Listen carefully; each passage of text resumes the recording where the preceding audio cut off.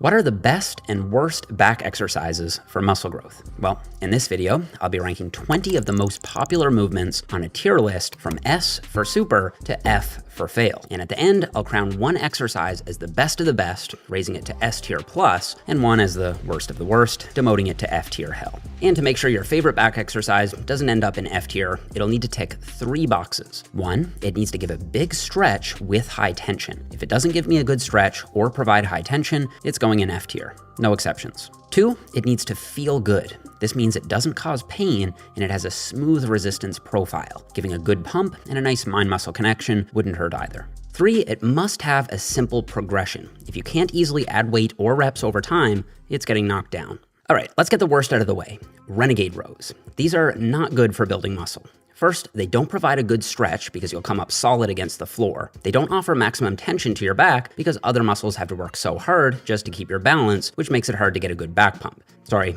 Renegade rows are going in F tier. This is because the Renegade row is trying to combine 2 exercises into one, a plank and a dumbbell row. Planks are good for your core and rows are great for your back, but when you put them together, you end up watering down the amount of tension that your back receives. And the same goes for other 2-in-1 combination exercises like the dumbbell row plus curl, or the dumbbell row plus press, or the dumbbell row plus kickback. This is because the smaller muscle in the pair will always be so much weaker than your back, so it'll always give out first. This leaves your back totally understimulated. These exercises will burn some calories and they will grow the weaker muscle in the pair, but they aren't good back builders. They're all going in F tier. Okay, what about the deadlift? Well, I am a big fan of the deadlift. I think it's one of the best exercises for building total body strength. However, when we look at the criteria for a S tier back builder, it doesn't score too well. It doesn't stretch your lats or mid-back much at all. It also doesn't take your lats or traps through an active range of motion. So any tension they do receive is isometric.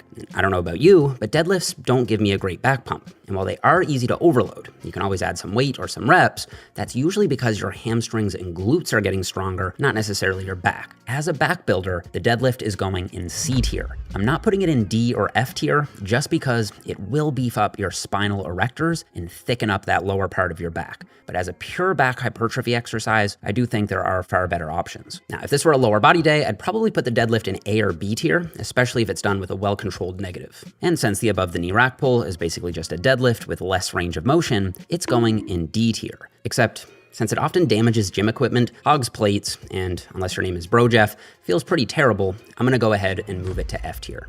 Okay, you're probably ready for some better exercises. So let's start with the wide grip pull-up. It offers high tension throughout the range of motion and a deep stretch at the bottom.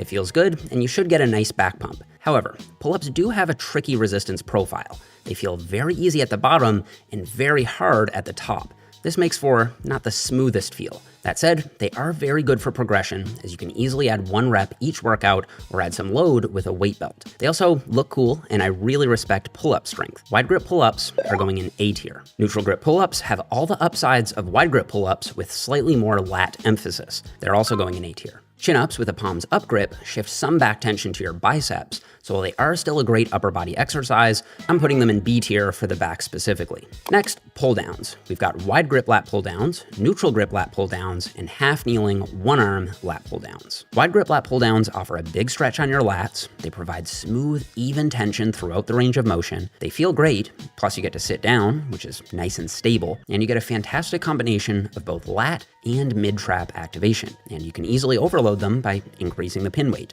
The wide grip pull down is our first exercise being awarded to S tier. Neutral grip pull downs have all the same upsides of wide grip pull downs, except they emphasize your lats over the mid traps, especially if you think about driving your elbows down. So they're also going in S tier. Half kneeling 1-arm lat pull downs are heralded as being oh so optimal online. So let's see how they do. High stretch, check. High tension, check. Good feel, at least for me, check. And they're easy to overload. You can easily add a rep each week and then some weight as you get stronger. There is a little less stability here than on a pull-down machine. However, you can overcome that by bracing against your knee or against an inclined bench. Plus, being able to focus on 1 lat at a time is great for preventing asymmetries. So while I'm tempted to put them in A tier, I'm gonna be lenient and put them in S tier as well. Now, the crossbody lat pull around is a spin on the same movement where you twist your torso by 90 degrees so that you're pulling the cable across your body.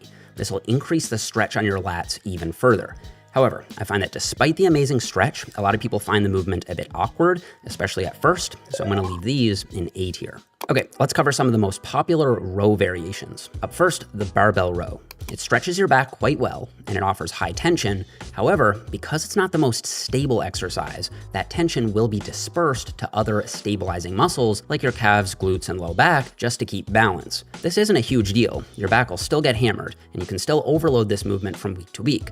But I don't think it's the best row variation, and I don't even think it's the best barbell row variation. So the standard barbell row is going in B tier. The Yates row is basically just a barbell row with a more upright posture and with looser technique. Of course, it's named after bodybuilding legend and 6-time Mr. Olympia, Dorian Yates. While the looser form will help you load more weight, it doesn't actually guarantee more tension to your back muscles because of momentum coming from your hips. And the more upright posture actually reduces the stretch on your lats and mid-traps. Sorry, Dorian, the Yates row is going in C tier. The Pendlay row is essentially the opposite of the Yates row. Instead of going more upright, you go more bent over. This is good because it places your lats under a higher degree of stretch and tension. It also allows for more consistent progression since your form is tighter. So, assuming you do them with a controlled negative, I think they belong in B tier, although I could easily nudge them into A tier if we factor in strength development. They're just not quite stable enough as a pure hypertrophy exercise for my taste. So, yeah, they're gonna stay in B tier. The deficit Pendlay row is a Pendlay row where you stand on something like a bumper plate. This allows you to go deeper on the negative, meaning more stretch on your lats. I'm gonna put these in A tier. All right, the Meadows row, named after the late, great John Meadows, who is someone who taught me so much. So let's see. It stretches your back a ton. It absolutely smashes your mid-back with super high tension. And as long as you brace against your knee, you'll be nice and stable. The mid-back pump you'll get from these is unmatched. And as a bonus, you get to work on each side individually. This is definitely a personal favorite and easily belongs in S tier for me. The inverted row is basically an upside down row where you pull your own body instead of pulling some weight. They offer a pretty amazing stretch at the bottom, and I can't lie, they feel pretty great too. If you set it up right, you should feel nice and locked in, and you should be able to feel a strong mind-muscle connection with your back. However, they're getting knocked down for progression. While you can have a training partner load some weight in your lap, this also makes the movement feel really awkward, for me at least. And then without the weight, you're stuck with doing super high reps, which is fine, but it is suboptimal once you go above 30 or 40 reps. So despite some positive aspects, I'm gonna put inverted rows in C tier.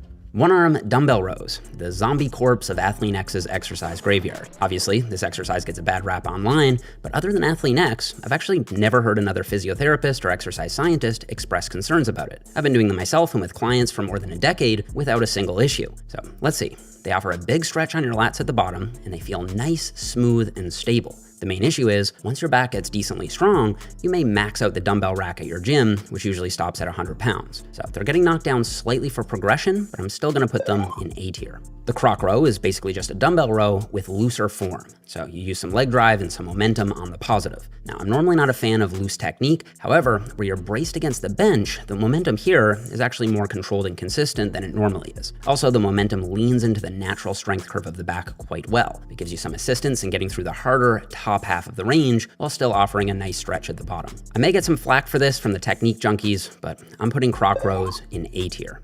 Okay, freestanding T-bar rows. Probably the most epic looking exercise, especially if you look like Ronnie Coleman. But the problem is, I just don't love them. They do give a nice stretch on your lats, and the tension that your back gets will be high. I just find them to be annoying. Balance can be an issue once you get decently strong, and the other end of the bar will often pop up if you don't have a landmine attachment. You can progress on them well by adding reps or load, but they're getting knocked down in the feels good department for me. I'm thinking C tier, but I'll go ahead and put them in B tier for Ronnie. Now, chest-supported rows give you all the positives of the freestanding T-bar row, but with a much more stable and secure feel. Having your chest supported allows you to focus all the tension to your back. These are an absolute staple and should 100% be included in your bodybuilding routine. If you don't have a chest-supported machine, you can do dumbbell Helms rows where you brace your chest against the back of an incline bench. You can do these as T-bar rows or whatever machine helps you engage your back the best. Either way, chest-supported rows are going in S tier for sure. Cable rows are another personal favorite. They may actually be the single best exercise that I know of for feeling a deep stretch on my lats, especially when I lean forward on the negative. They also give me a crazy lat pump, and you can always increase the reps or weight from week to week. These are going in S tier as well. Switching to a wide grip will shift some emphasis to the mid traps, especially if you squeeze your shoulder blades together, but that's not a bad thing if that's what you're trying to target. And wide grip cable rows have all the same benefits of close grip cable rows, so they also belong in S tier. Speaking of your mid-back, the rope face pull is a very popular option. It does stretch your mid-back well, as long as you pull your shoulder blades apart on the negative, and you should be able to feel a strong mind-muscle connection with your entire mid-back. The issue is they're a bit unstable when done the conventional way because the cable is always trying to pull your body forward, and so a lot of that tension is simply lost trying to keep your balance. For this reason, the standard rope face pull is going in B tier. However, if you modify the exercise to do it either lying on the floor or by doing them seated, you eliminate that balancing requirement and you'll be able to overload them with much more tension being applied directly to your back. So I'm gonna go ahead and put both of these variations in A tier. They're close to being in S tier, but just looking at the other exercises in S tier so far, I don't think face pulls are quite as amazing. Definitely still an exercise worth including though, for sure.